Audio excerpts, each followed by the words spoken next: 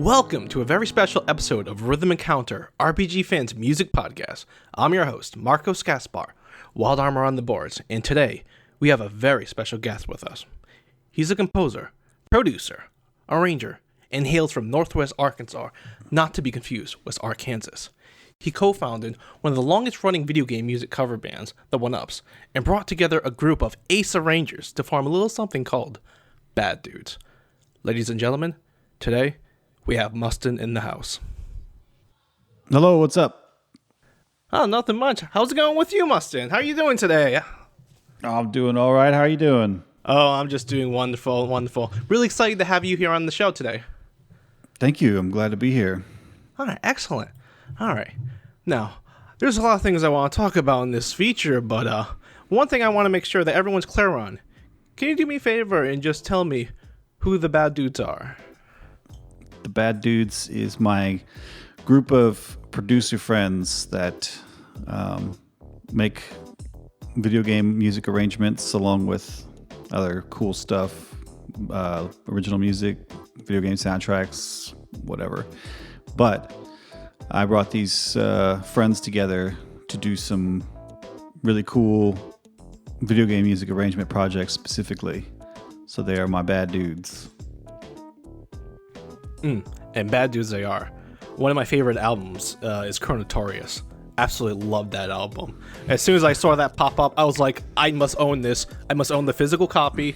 And I still have that poster right there in my office. Absolutely awesome. Loved everything about it. Especially that's great. The Frogs theme arrangement. That one gets me every time. Yeah, that's a good one. That's by Sean Stone. It's a really good frog arrangement. It's got some death metal vocals. Mostly consists of ribbiting. He's being literal, folks. It literally is.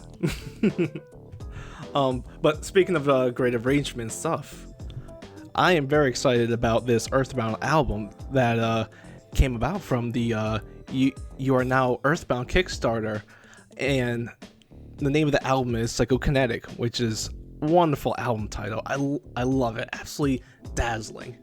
I'm actually really curious, like, how did you get the opportunity to make this album for this Kickstarter project by Fangamer?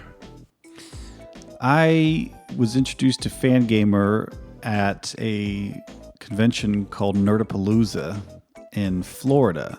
There was a dude sitting at a table selling merchandise, but didn't have a whole bunch of stuff, just had mostly like a, fill it out on a piece of paper and then we'll send you something later kind of thing. And ended up being Charlie Verdon, who is one of the honchos over there at Fangamer. And I just loved everything that they were doing so much. And I said, I would love it if I could do something with you all. And sometime later, we ended up where Fangamer was our distributor for everything that I do. So that would be the OneUps and Bad Dudes and my own stuff and other projects like Altered Beasts, which is a classical guitar duo that does video game arrangements. And we've kind of just been palling around. So whenever they wanted to do this You Are Now EarthBound Kickstarter, they wanted to do a music thing. And so they asked if I would do an album. And I said, sure, let's do Bad Dudes, because that'll be the easiest, coolest thing, I think. So we were going to do one CD, and then they had a stretch goal to make it 2 CDs, which they smashed pretty quick. So we ended up doing the 2 discs. Yeah, and the great thing about this project, because originally I think it was just going to be an EarthBound handbook, a documentary, a zine, and as well as the album for the whole project. And the extended Bad Dudes album got achieved quick, and it was amazing because what was it, 225,000? Yes, it was. Yeah, that's mind blowing how fast that happened. And I was really excited about that. I bet you are too. Yeah, it was amazing to watch it. The original goal was 100,000, and then The stretch goal for a second disc was 225, and they ended up over 300,000 for the entire project. It's pretty amazing. Yeah. Like, this is a big project, and you're getting like backers getting a slew of delicious swag to go with it. And well, I want to know really like how's the experience of offering these like enticing arrangements to this wonderful project, and what makes Psychokinetic stand out from previous Bad Dudes album? Well, it's pretty sweet. I didn't have to do a whole lot of the art stuff. Fangamer kind of took care of that, which was pretty cool. I had to just focus on the music and getting the licensing settled for it and get these guys in line to make tracks to make everybody happy. One thing that was interesting is that there were 4 slots for backers to do. I think it was a $512 donation that would get them the ability to pick a original tune from the Mother series and a style in which they wanted to hear it, and that it would allow them to pick something that was going to be on the album. And so all 4 of those slots got filled, and that was a fun experience working with 4 different people on making what they wanted to hear. But I think the most interesting thing for me was that I did so much of the music. I was so much more involved than I have been in the past. I really got to put a lot of time and effort into this one specifically. It was pretty awesome. Yeah. Like in regards to those like 4 selections, like which ones like were your favorite, like out of the 4 that you had to like choose and like arrange around and help out? The favorite one that I got was somebody from well, my favorite one that I did was this person asked for the music in the cave. He wanted a medley. He wanted a medley of these 2 themes: the cave in the present, and then also the music of when you actually go into the past from EarthBound. So there's not a lot of official titles for everything. So it's kind of known as the Cave of the Present, and that's another name that escapes me. But then the other piece of it is called the Cave of the Past or the Place. And both of these things are like nothing. There's nothing to them. They're very, very simple, simple things. And so the Cave of the Present, when you go in there, it's just a little spot in the great underworld. You go in there and you can't really do anything. You just go in there, and it has this little horn that plays, which is actually a sample of the first 3 notes of "All You Need Is Love" by the Beatles. They just took that tiny piece of music and like pitched it up and pitched it down with echoes, where it goes bum ba bum, because it's part of that piece, the French march. It goes bum ba bum bum bum bum bum. So it just uses this bum bum bum, and then it just says pitch down bum bum bum. So I took that. I didn't use the sample because I didn't want to get in trouble any more than Nintendo did. And then the other piece of music, in air quotes, is the place, which is when you go back in time after you've been turned into robots. And it is just this weird atonal noise. But there is one part that is kind of melodic with these stacked 7th chords. And so I didn't know what to do. Thankfully, he didn't have a set genre in mind. So I really kind of just went wild and just started using these sounds that I had and making new sounds and creating some sort of like space adventure. But I know that I took that bum ba bum and layered it with like 18 different instruments, and I put in the sound of cows that were like slowed down that sounded like space beasts, and in the middle it breaks down and turns into like the sound of electricity and engineering. I wanted to allude to Dr. Anna turning the kids into robots and sending them back in time. That just peaks with this big choir swell and like the sound of glass being broken in reverse, and then you end up back in time, and then there's this huge oral soundscape, and I use those 7 chords from that the place and stacked on this huge drum beat, and it was just like I was just so excited. I'm most proud of this piece of music than anything else I've done to date,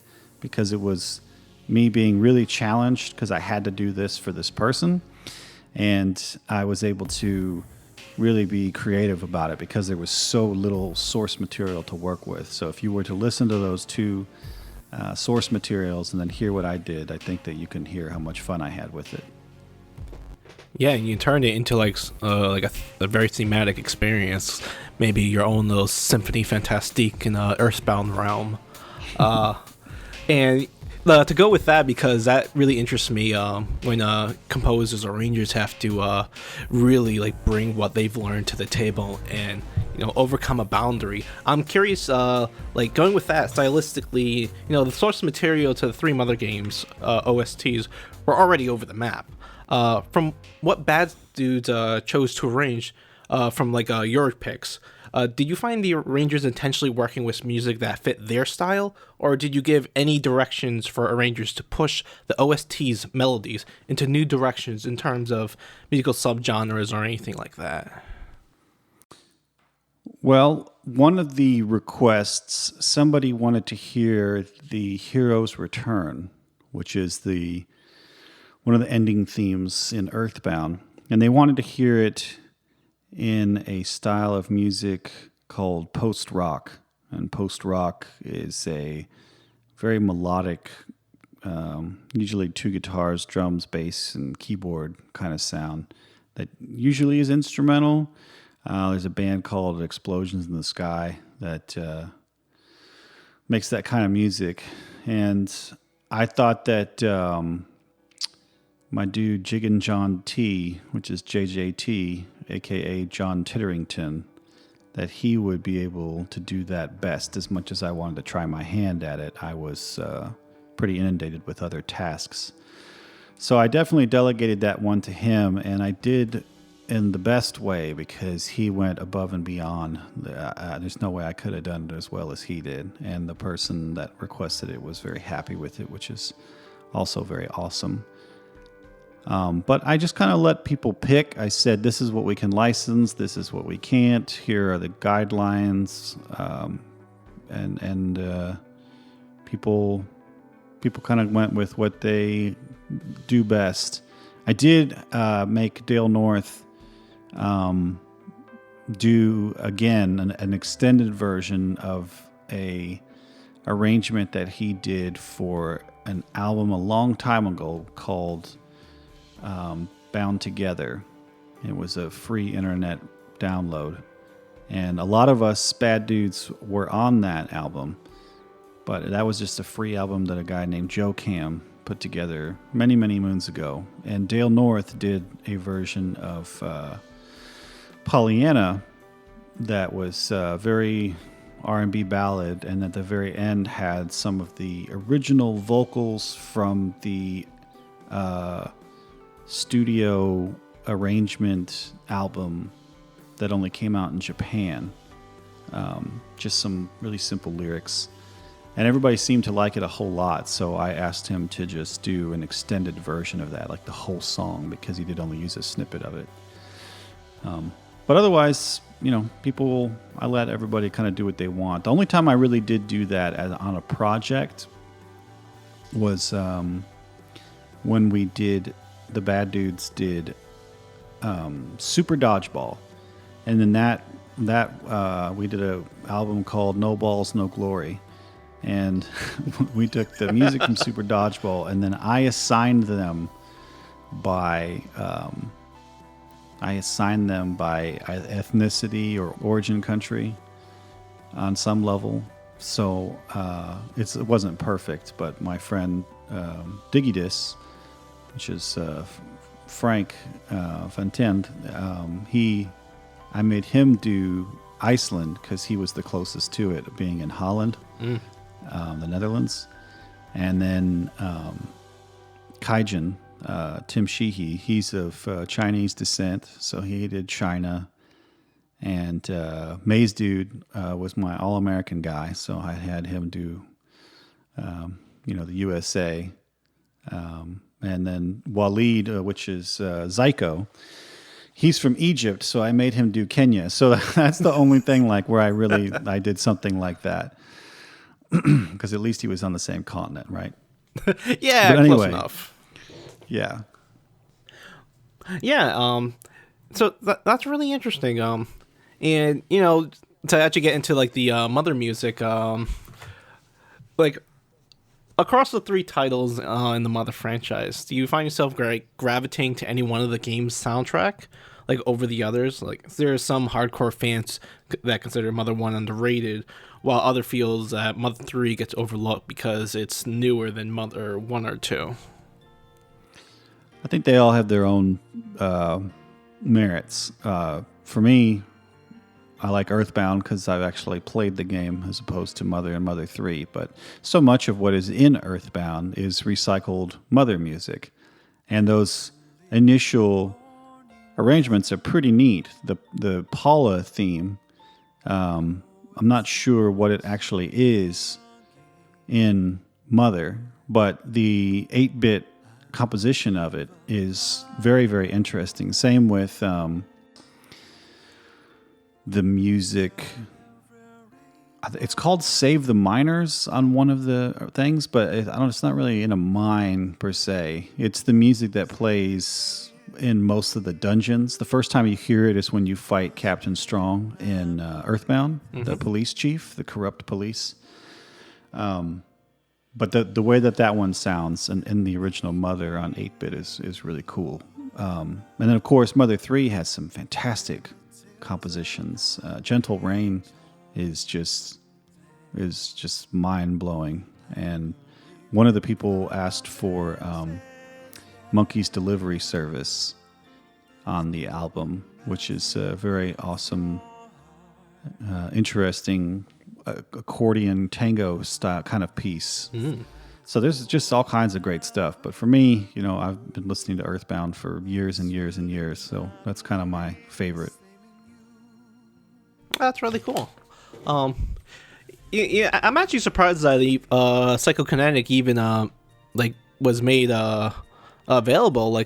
Was it always planned to be released to the public after the Kickstarter? I think that was kind of the plan. I think there was a plan in place, but I can't remember, and I'm sorry. Before the Kickstarter even happened, we were talking about doing something, which is why it ended up being Mother 2, Mother 3. I think it was supposed to be something else, but we put it in with this, despite it being called You Are Now Earthbound. It's still a Mother series tribute, but on the front of the album, it says an EarthBound album, which is fine. But I don't know. That's okay. I get your gist, and I'm pretty sure the listeners will get the gist of that too. So yeah, I'm just really impressed by the album itself. I've taken the time to listen through some of them, some of the tracks on each one, and it's regardless of what I choose, I just really enjoy it. I think my favorite tracks on the first one, where are you? That's it. Find Your Happy Place.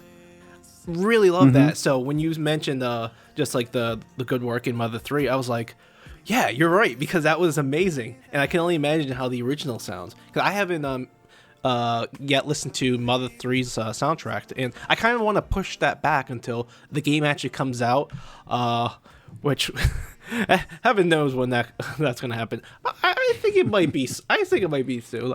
What's your under over that when you think Mother 3 is gonna come out in the next 5 years? I think if we were waiting for it, we'd probably end up being skeletons in a chair with headphones on.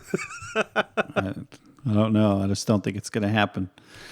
But I think that you should, I mean, I get it. Like, I definitely don't like to jump into something before I can experience it hands-on. Well, I say that, but sometimes I do. Sometimes I want to know everything about something before it happens. I remember when the movie Independence Day came out in like 96. I wanted to know everything about it because I was so excited about it. And I got like all these comics and trading cards and toys and stuff before the movie even came out. And I was totally all about it. But then if like right now I haven't been on Twitter hardly at all or Facebook or anything because I have not had the time yet to take my son and wife to go see Guardians of the Galaxy 2 because I don't want to know anything. I just want to go see it. So I can see what you're saying about wanting to wait for Mother 3 to come out so you can experience the music as it happens in the game, because it is definitely the most powerful way to do something. But going back and I was trying to understand the nuance of the original compositions, and especially with Monkey's Delivery Service, watching a little bit of a Let's Play to see how it plays out in the game. It's this rather robust accordion music that is, if you were just listening to it on an OST, it's pretty happy and fun, but when it's actually in the game, it's really like sad and frustrating that this nasty man is making this monkey run around and do all these things. It's very interesting. So I can see both sides of it, but I think you're going to just end up waiting forever if you don't go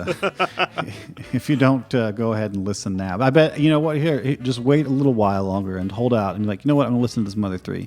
Sit down and you listen to it and you start to like it, and then boom, the game's going to be launched. It's all on you. That's funny because whenever I engage like certain music reviews to a game I haven't played, I always go to a Let's Play of it because I don't have the time to sit down and play games like I used to.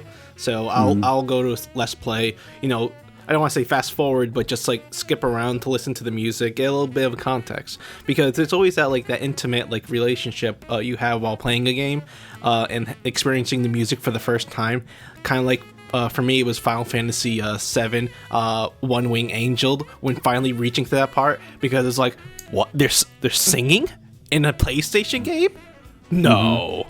And that was one of the most like impressive moments of my life for game music.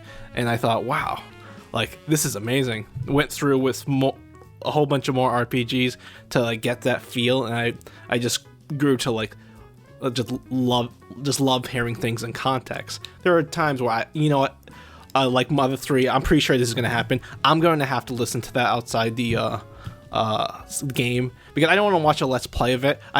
In that case, I would want to play Mother 3 and listen to the music outside of it, just so I don't spoil it for myself, and do my best not to look at any track names because that has a terrible way of spoiling things too. Yeah, it does. It's very frustrating. But yeah, Dale North told me a great story about when he played Final Fantasy VII, and he was obsessed with it, as most people were when it came out. And he had one of these big stereos around his TV that had a headphone jack, the 1/4-inch headphone jack for like big headphones, and he was playing it, and he was doing that battle, and then the singing came in, and it startled him so much that he stood up, and that his headphone jack came out, and then the music was blasting at like 3 o'clock in the morning throughout his house, which was upsetting to his parents. So it became like amazing, and then it became even more robust. Oh gosh, he definitely remembered that moment. Yeah. Oh man, I think one of my fond memories was just it wasn't so much like disturbing anyone because I already do that enough.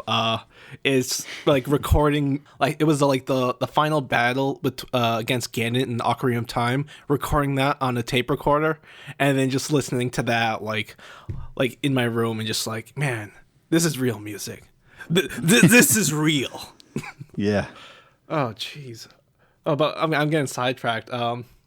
But yeah, those were some of the things I wanted to like know about with the Psychokinetic album, and I just find that like you like the bad dudes, and you just did a great job with both these parts, and I just want other people to know that as well. That's why I invited you on the show, because I really think that more people should know not only about just Bad Dudes, but also like this amazing project that this Kickstarter, even though it was 2014, the music is now available. You know, all right, people, like now you can actually listen to it and enjoy it, and you know, buy it. And if you really want the physical album, it's still there. Yeah, there were when I checked last month, it was down to exactly 500 copies. Interesting enough, and then that's the only way to get all of it. I have a track on disc 1 called "We Feel Groove," which is Mr. Saturn's theme, and then I have a track on disc 2 called "Bag of Pork Chips," which is His Highness's theme, which a lot of people know from Super Smash Brothers. It's Porky's theme in that game. And those tracks are not available on the digital album. They're only available on the physical album. So it's important to get the physical before it's gone, because it was a limited edition thing. It was a Kickstarter. It was only meant to be for the people who backed it. But there is leftover stuff. Like, you can still get the handbook if you wanted to get the handbook separate from what was the Kickstarter in 2014. Yeah, it took a long time to deliver it. But it's really awesome. I've seen everything from it. I've got a lot of pieces of the Kickstarter project, and having this album is a real nice thing to have on the shelf, because it's in this really cool DVD case and everything, and got great artwork, because the people at Fangamer, they're the best at artwork. Mm-hmm. And is there also like commentary on the tracks too on there? Yeah. A lot of people wrote about their experience and stuff. I talked about my experience on every track in the booklet, and some people they don't talk much, so maybe they didn't say anything. But I think my favorite is Sean Stone. He did the hotel music in EarthBound, and I think his liner notes said, "One time Mustin stayed at my house and my cat ate his cereal. Now he stays at the hotel." And that's all it says. Which is a true story. Well, I went over there and I stayed, and I ate this old people cereal that I like called Grape Nuts, and his cat was eating my cereal, and I haven't been back. But I think if I was, I think I'm old enough now, I would probably stay at the hotel. But time will tell. Time will tell. I guess I have like one more question to ask, and this is a question I like to know this bit of information. I'm pretty sure everyone else does, but if you had to choose, and I'm talking about like right now, right here and then, you don't have to think about it, like it'll pop in your head. If you had to choose your favorite soundtrack, what would it be and why? I don't know. It's shifted through the years. I tell you that I used to say Streets of Rage 2 a lot by Yuzo Koshiro. But as I've gotten older and like found out, a lot of his stuff was a direct inspiration, which is a very nice way of putting it. And you can YouTube like Streets of Rage 2 sample versions or something like that to see, because there's videos that people make. Like, it happens a lot in popular music, of course, like hearing a piece of music and then finding out that it's something old, I mean, like most of the stuff that Will Smith did, like Men in Black is a old song by Patrice Rushen called Forget Me Nots, and you can find out like whosampled.com, something like that. But hearing a lot of the stuff that Yuzo Koshiro did with the Streets of Rage 2 and how it sounds so much like these old techno and house music from the 90s, I guess I was a little less blown away by it. But Final Fantasy IV is still one of my absolute top favorites. And 6 is very important to me as well. I go back and forth between those. But when I don't even, like, whenever I don't know what to do, I'm kind of played out with my thumbs up playlist on my Google Music, and I just kind of want to zone out and work. I kind of always go back to the Chrono Trigger soundtrack, and And then if I know that I'm just going to sit down at my desk and do like financial work or write a bunch of emails, or I also use it a lot for sleep. I think that no one has listened to the Secret of Evermore soundtrack more than I have by Jeremy Soule. I know that at one time I was like twice over the person who listened to Jeremy Soule the most on Last FM, because I have listened to that soundtrack thousands of times now. And yeah, I mean, but there's also other cool stuff like the Guitar Man soundtrack. Mm-hmm. I love that one, and I love the Katamari Damacy stuff and God of War. I mean, there's just way too much stuff to pick a favorite. That's what I've been really enjoying with my band, the OneUps, for years, is kind of going through and picking out my favorite stuff. Whereas like the Mario Paint soundtrack in its entirety is not very much, maybe 15 minutes of music. That Monkeys tune, the one with the little monkeys, is just one of my absolute favorite pieces of music, and it was very satisfying to play that with the OneUps back in 2005 on our first album. So I've kind of been doing that, like Ikari Warriors. It's kind of a unsung hero. People don't cover that or play that so much, but that music is, you could tell that it really wanted to be like an orchestral, driving, like James Horner or Alan Silvestri style orchestrated like march, and I just love it.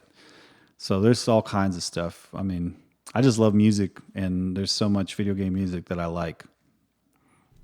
Yeah. Like for me, like, even though I can go like pick one soundtrack that my absolute favorite, I do have like, after like that, like everything is almost on equal ground, because like I'm borderline an obsessionist with video game music, so it's difficult. Like after the soundtrack I'm speaking of personally that's close to me is Noriyuki Iwadari's Grandia soundtrack, specifically the first disc of the first volume, which is all his orchestral music. Like hearing that for the first time and even experiencing it in the game, it was very magical, very beautiful. He could just write absolute beautiful melody and just capture my heart, and that really left a massive impression on me. And that's my go-to music whenever I need a palate cleanse. I go to that, or I pick up maybe like some Johann Sebastian Bach music to listen to that, or maybe listen to like a polka and fugue to just clear out like video game music. But usually it's the Grandia soundtrack, and everything else after that is just amazing. I just have this like childlike curiosity and love for like anything game music, because it's just amazing to me. It's difficult to explain, but I'm sure you get like you'll understand that pretty well, saying how you're passionate about these albums as well. Yeah, I grew up with the radio in my mom's Pontiac Bonneville playing. So I all these 80s tunes and stuff, like Hall & Oates is one of my most influential bands, Tears for Fears, stuff like that. But when I started playing video games as a kid, I didn't start like really young, like my kids started when they couldn't even walk. But when I started playing, like it was something that I noticed and I kind of gravitated toward. And especially like Mega Man 3 was a game I played when I was like 9 or 10, and I really enjoyed it. And I didn't really notice how much I enjoyed the music until like my last year of high school, when I discovered an emulator when I could play it again. And then I by that point I had been learning music, and I recognized, oh wait a minute, this is like really good stuff. To where like there's so much stuff happening now. There are so many like video game bands, and there's all these great musical acts. There's people doing really cool stuff, and there's people. It's impossible to keep up, and because of that, there's just so much material to try and process. So it's kind of sad, like to hear a very awesome arrangement of, some music that like,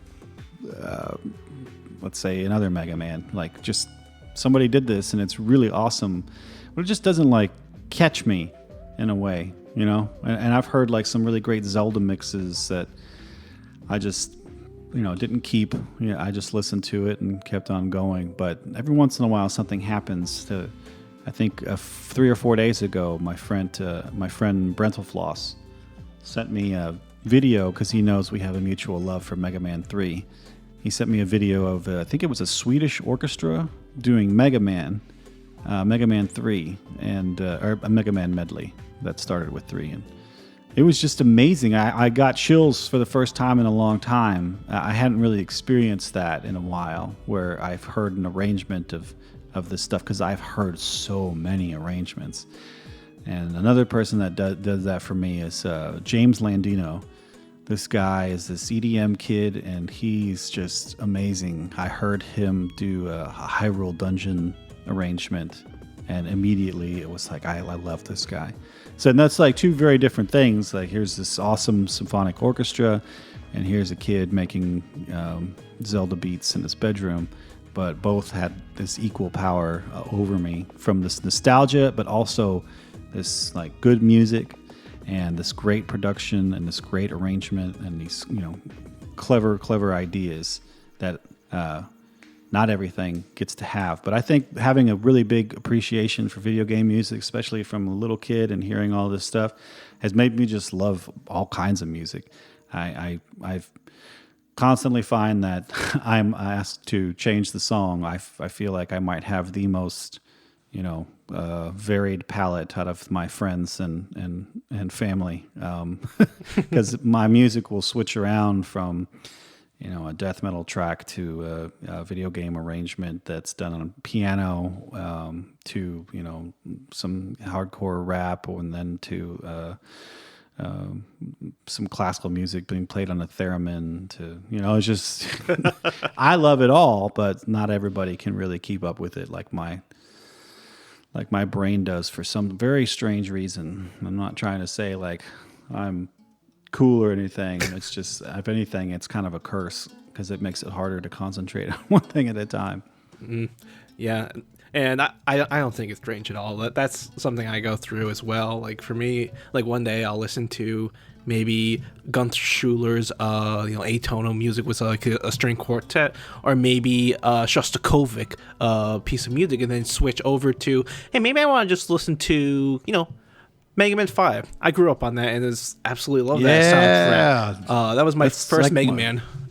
Yeah, dude, that was not my first Mega Man, but I think it is my favorite Mega Man soundtrack.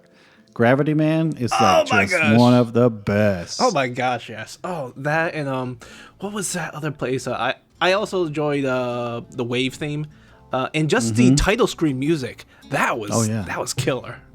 Yeah, dude. Mega Man 5 is probably a little underappreciated. Yeah, it's definitely, the listeners, it needs recognition. Like, listen to the soundtrack, please. I grew up on it, and I can recommend it. Absolutely wonderful soundtrack. But yeah, no. Thanks again for taking the time, out of your busy schedule, to chat with us about Psychokinetic and just your experiences with the album and just everything about it. And just a note for listeners, Psychokinetic is available through Bandcamp, iTunes, Google Play, and if you're lucky enough, you can still snag a physical copy, which there's still plenty left, at the Mustin Enterprises storefront. And again, I just want to thank you again, Mustin, for taking the time to show up on our show and just, reminiscing about not just video game music and EarthBound, but just like your whole emotional experience with this, because that's exciting to see that kind of passion go into something, and that's what I really enjoy speaking to people. So thank you again, Mustin. Well, thank you very much. I really appreciate it, and I hope that people will check out the album and enjoy it. It's also on Spotify and Amazon. Those are the big ones, with iTunes, Google Music. Bandcamp is great because you can listen to it for free, and then you can buy it afterward if you like it. So thanks again for having me, and I really appreciate this time. All right. You're very welcome, and this is Marcos Gaspar. Again, Wild Arbor on the boards. If you have any questions for us, check us out or you can email me at music@rpgfan.com. Be sure to check out other episodes of Rhythm Encounter, and thank you again for listening, listeners. Enjoy.